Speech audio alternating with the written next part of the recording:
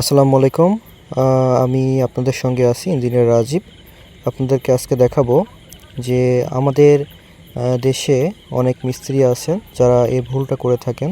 যেমন দেখতে পারছেন যে একটি গ্রেড বিম কেটে কীভাবে আরেকটি বিম প্রোভাইড করতেছেন।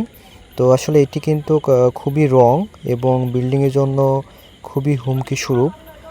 যখনই আপনারা দেখবেন যে মিস্ত্রি একটি ভালো বিম কেটে পুনরায় ওই বিমের উপরে আরেকটি বিম রেস করানোর চেষ্টা করতেছে, তখনই ভাববেন যে ওইটা রং।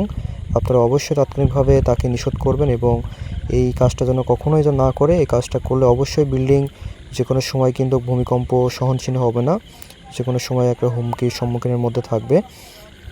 দেশে অনেক পাকনা মিস্ত্রি আছেন যাদের কারণে মূলত আপনার এই কাজগুলো হয়ে থাকে। কারণ দেখেন, এই সকল দুর্ঘটনাগুলো কিন্তু মানে সহজেই ঘটে না, এইগুলো সময় নিয়ে কিন্তু যে কোনো সময় ঘটে। তাই এই সকল দুর্ঘটনা থেকে রক্ষা পাওয়ার জন্য অবশ্যই সকলে সচেতন হবেন। ধন্যবাদ।